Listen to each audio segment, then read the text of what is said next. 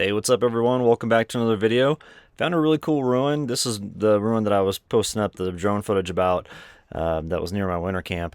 And this is from the Prescott Culture. This is the same type of architecture that I'm seeing in my specific area. This is probably about the easternmost reaches of the Prescott Culture. And what was cool about this site is there's all these little caves and alcoves that are naturally built into the base feature of the rock to where the ruin was built on top of it. And it's a really impressive site. There's actually this small little cave, the middle one right there, that you can, looks like it's maybe about like 2 feet tall. That one's actually really cool. Let's check it out here real quick on the ground.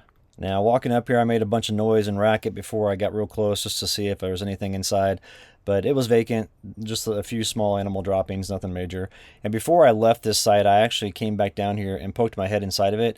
And it opens up top to where you could probably have 2 to 3 people full size standing in there. Now this other alcove to the left here, this is kind of interesting because if you look at the top part of it, you can see a rock was put there. So they intentionally built the walls above it, and there's that one rock holding things up. And then they also placed stones inside here. So those stones in the bottom you see, those were actually put in there intentionally. You could stand up there in there fully. I walked all the way back in there. It was only about 4 feet that went in. Now there's another little alcove slash cave, but it only goes in about 4 feet on the north side of the ruin as well. So let's go ahead and get on the ground and check it out. This hike is proving to be hard, even though I thought it was going to be super easy. The ruin's right up there, and everything is really tight in here coming through this section. So I'm just basically following water paths that seem to have cleared out some areas to see if I can get up here. And it's been pretty tight. There is a really, I want to show you this first before we head up there. There's a really huge alligator juniper tree over here. It's the biggest one I've ever seen. It's right there. That thing is absolutely massive. That base has to be 6 feet across, just like that. I know, maybe about like 5 feet across at the base there. I mean, what an amazing tree. That was probably here when the native folks were here operating out of this area. This thing is huge. Good Lord. And it's still alive. You can see the branches over there. So that's impressive, man. That is such a cool tree. And it's looking out. It's got a pretty neat view of the area around here. So, all right, let's get up to this ruin. You can see it right there. You can see the walls right there. See them? Right there. So we'll be up there soon. Okay, so all these rocks have fallen down from that up there. I thought I could come up in here and then circle back this way and go over. I think we still might be able to. This is pretty dicey.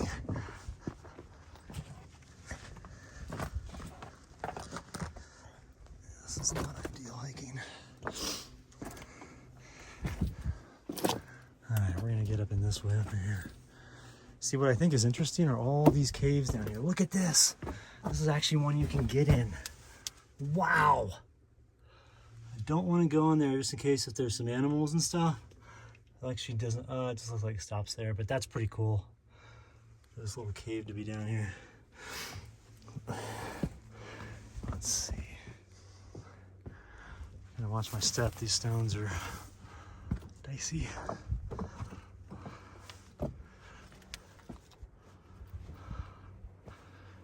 All right, now we are entering the ruin.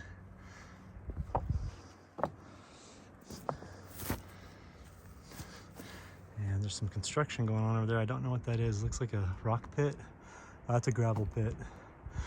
Okay, so we're gonna hear some noise from them. Wow, this is cool. So this is basalt. All this rock is basalt, which is hard to stack. So they really did a good job with this. These walls are huge though. I mean, golly, look at this. We're pretty far up here over the floor of the canopy for the forest, but this is the room that has the big tree in it. Obviously, I'm standing right next to the tree here. And this seems to be the bigger of the 2 rooms. And it comes down here, these walls at one point, I mean, you know, look at all the rubble that's fallen down there. All that at one point was here. I bet you that wall came up to about here. So about 4 feet has been falling down, and it could be up to that. If they came all around like that, and that's an amazing job that they could stack these that high. and then goes all the way around to there. That's the same height right there as the other side. Okay, I think we can walk up. We're gonna walk over here.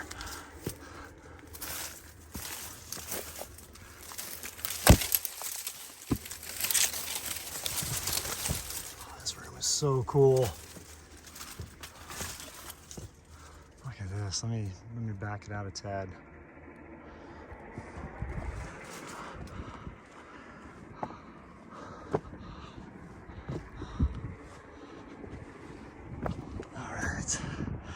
So San Francisco Peaks, considered sacred by the native people. And looking around here, I mean, that's Sycamore Canyon down over there. Down there's Sedona. What an impressive wall. That's so cool looking.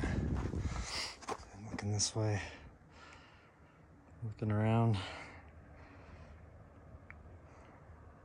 I'm surprised I don't see any rock art or anything like that. This, I don't know if these are petroglyphs. It kind of looks like that's more. No, that's not. I was gonna say pictographs, but that's not anything in that red stuff. I wanted to show this next clip. I actually walk up here next to these walls, and you can see how they're built. You can see that there's lots of large boulders that they built around and kind of contoured the walls, and used a mixture of larger stones and smaller stones and then really small stones to wedge everything in there and make sure that it stays standing. Now this is a dry stack wall. The walls are about 3 to 4 feet thick in various sections, and the interior of it is just small rubble, with the exterior being these larger rocks like this holding things in place. And some of the wall sections are up to 6 feet tall still, and then other areas of it have fallen down and kind of gone down the hillside. But here you can kind of see how they, that just contours the land. And I do think it was probably all the same height at one point. It's just over the last 1,000 years, some of it start to fall down. But very impressive to see this. To dry stack walls like this and keep them standing is extremely difficult. So these people were definitely skilled. So you can see where this wall gave out all right here and just slid down the hill.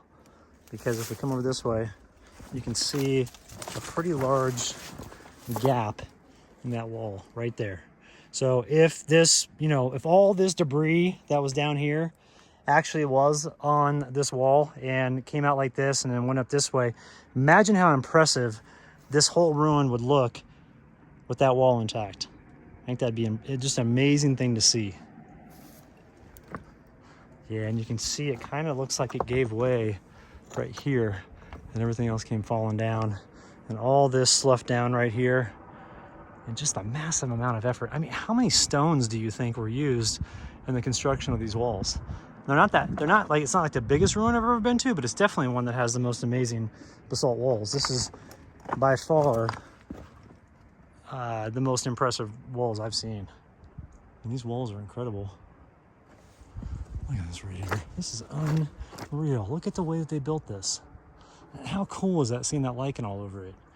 And it comes down and it just forms into these huge boulders that were here, and then they built this on top of it. It's just amazing. Ah, there's a hole here. That's interesting. I wonder what that was for. So from there to there is about 5 feet. 5 feet in height. And then looking out, just drops off, and what a cool ruin. Holy cow. And here's the debris field of all the stuff that's slid down the hills over the years. And you got to be careful walking on this stuff because it can be really dangerous. These rocks will shift and all that stuff. Let's see if there's anything down in here. I'm not seeing many artifacts. Look at this.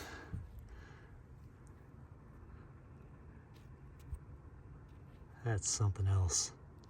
Golly, look at that. That is so cool.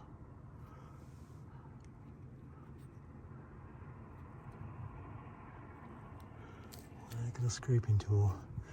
You could probably also make an axe out of that if you wanted to. If you bind it hard enough to something, but looks like this was like a scraping tool though. Like this side's real sharp and this side isn't. So you'd use it like that.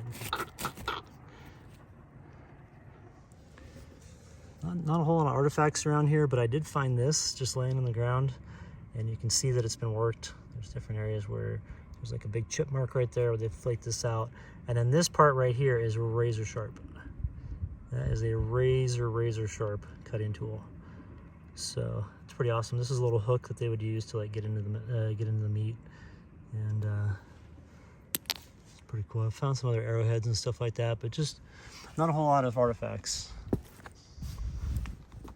Here's the back side of that big wall that's about 5 feet tall, and then it just drops off here.